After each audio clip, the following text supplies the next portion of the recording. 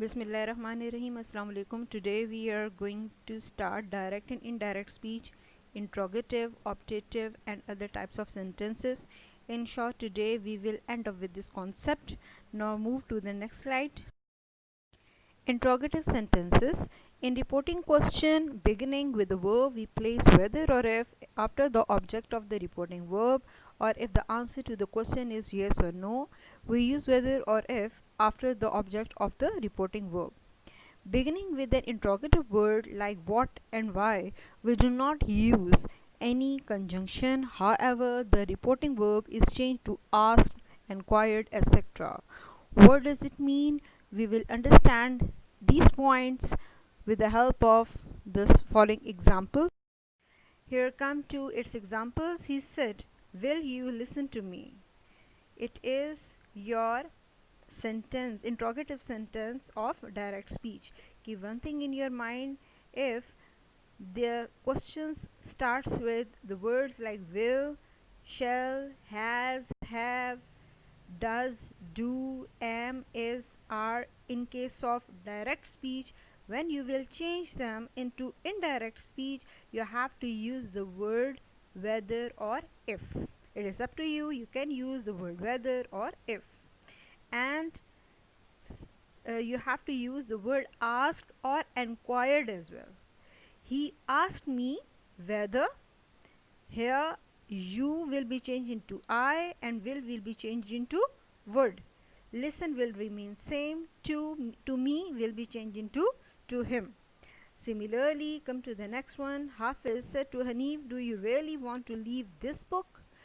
Hanif asked Hanif if he really wanted. Do will be changed into did. That's why you will use second form of the verb, that is wanted, not want.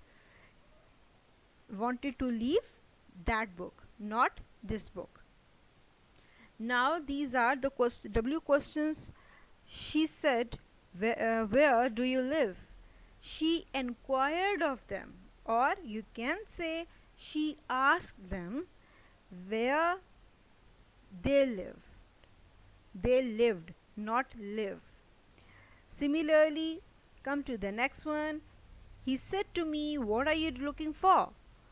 He asked me, or he inquired of me what I was looking for. Now move to words. Optative sentences. These are those which express hope, wish, or prayer. If you look at the sentences where there will be the aspect of hope, wish, or prayer, it means that these are optative sentences. Now move towards its examples. Student said, "Good morning, sir." If you look at this sentence, there is an aspect of wish over here. When you will change it into indirect speech, it will become student wished good morning to teacher. The beggar said, "May God reward you more." May God means prayer. The beggar prayed that God might reward me more. Here in this sentence, you have to use conjunction that after the word prayed, and God will obviously, God, it is a noun, it will remain same, and may will be changed into might, reward will remain same, you will be changed into me, and obviously more will remain same, and you have to put full stop at the end. Come to the next one. She said, "Good morning, sir." Obviously, like first statement, there is an element of wish over here as well. That's why you will say she wished good morning to her teacher. After this, come towards the next slide.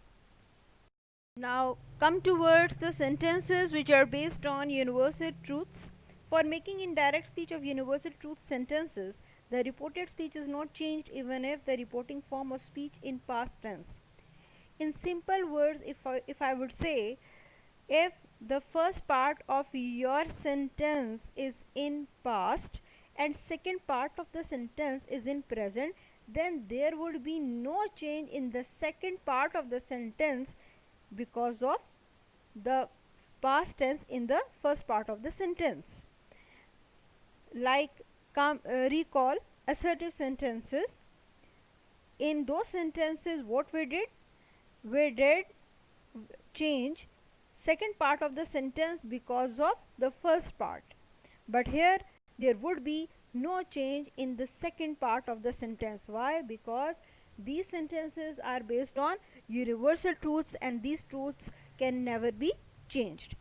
Mark said, sun is hot. Obviously, sun is hot, sun was hot, and sun will hot.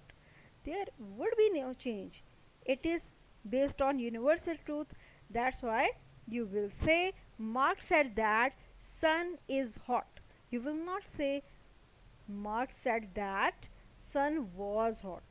Similarly, Mark said honesty is the best policy. You will not say honesty was the best policy. You will say Mark said that honesty is the best policy. Mark said, I wake up at 8 a.m. every day. Here, it is his routine work. So, there would be no change in the tense as well. Mark said that he wakes up at 8 a.m. every day. There would be no change in tense. After this, come to the next one. If the reporting verb is in present indefinite, present perfect, or future indefinite tense, the reported speech retains the same tense as used by the speaker. The pronouns, however, changes as usual. What does it mean? We will understand this point with the help of the following examples. She says, I hope I am not late. Change it into indirect speech, then it will become she says that she hopes she is not late. There would be no change in tense. And if you look at these two parts of the sentences, both are in present tense, and when you will change them into indirect speech, there would be no change in the tense, but pronouns will be changed, like I will be changing to is, sorry, she, but there would be no change in tense. Like, you will not say hoped, but you have to write hopes. Or you will not say was, you will say is.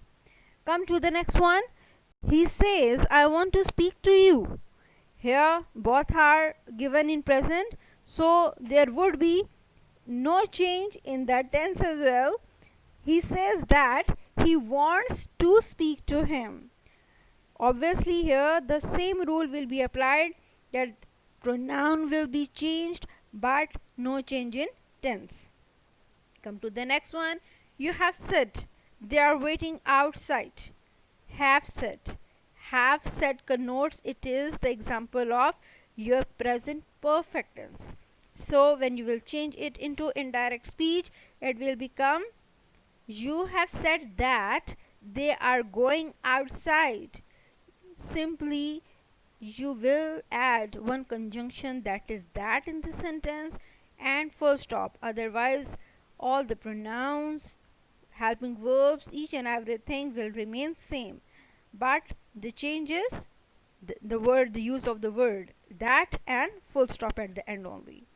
Come to the next one. You will say she is cranky.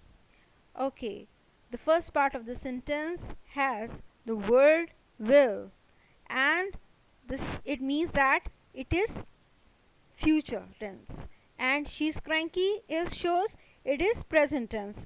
But with uh, we are looking that is there any change in its indirect speech?